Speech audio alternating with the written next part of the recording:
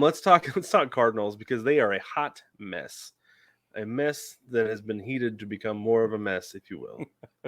Oli Marmol said that his team needs to figure out how to punch back after this coming after their collapse against the Giants. On Wednesday, they went up 5-2 in the fourth inning, and they ended up losing 8-5 in the 10th inning, or in 10 innings. And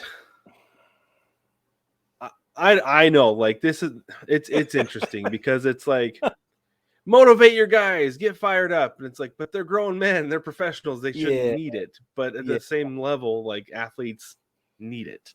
You know, like, a lot of people complain about Scott Service, like, go out there, defend your guys, get tossed from the game. It's like, no, he does more for his team being in the dugout than he does being control. In the clubhouse. Yeah, I agree. Right. So, like, it's actually it's a pretty good thing that he's, like, not that fired up, that he's not a Lou Piniella, which is what a lot of people want. Yeah. When really I think the Lou Piniella thing is just like entertainment factor. And that's why people like with it. With Lou it was, with Bobby Cox it was not. That was pure unadulterated Bobby Cox. He probably goes home and is still Bobby Cox. You know what I mean? It was like, I said meatloaf. This is clearly a cheeseburger. Clean your room. What do I say? That's funny. No, I think this is what I think is happening.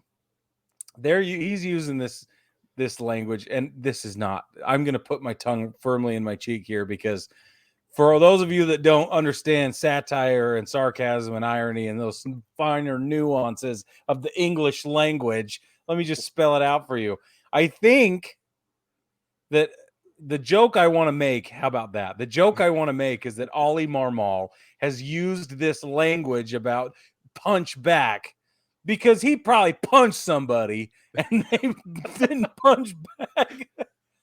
And I'm teasing, but what I'm trying to illustrate here is that that's how broken things are in the clubhouse in St. Louis, and they've got to figure it out. He's right, but I don't think everything has to do with on the field performance. So this is something I thought was interesting that Nolan Arenado said. This was after the game on Wednesday. He said, I don't know if you'd call it a stretch anymore, right? It's just bad baseball. We've been playing bad baseball for a while now. Do I think we can play better baseball with the players we have in here? Sure. But that remains to be seen, and we're already 3 months in.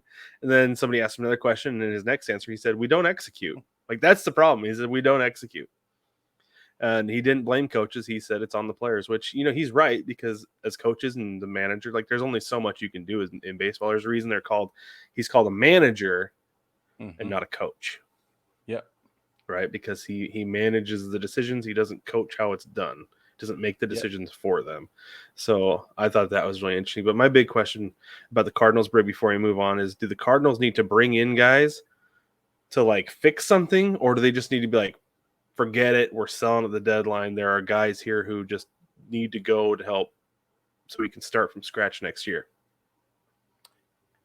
Without a closer look into their farm system, I can't answer that with as much authority as I would like to. However, I do think they would be in a good position either way. I hate fence sitter answers, but I think they could probably play it either way. Yeah, either way, you still got to get rid of Oli. I'm sorry. He can be blameless in the management role as long as you want, because he's not on the field executing plays and putting together product. I got it. But still, there's a problem in the clubhouse, and he's at the heart of it. He has to manage the ball club. He has to manage the personalities. He has to manage expectations. He has to manage divas. He's got to manage bad performances. He's got to manage a whole bunch of stuff. And right now, it's not being managed. The players like Arenado are doing their best to say what's in Arenado's control is execution of baseball. Mm-hmm. That's it. So of course, he's not going to speak to the management, and he also doesn't want to get thrown out on his tush because he, went outside the confines of what is allowable to say. I also think Marmol would bench him if he said anything bad about it. Totally, and the Cards are a top-down organization. Everybody they're all supporting each other all the way up and down.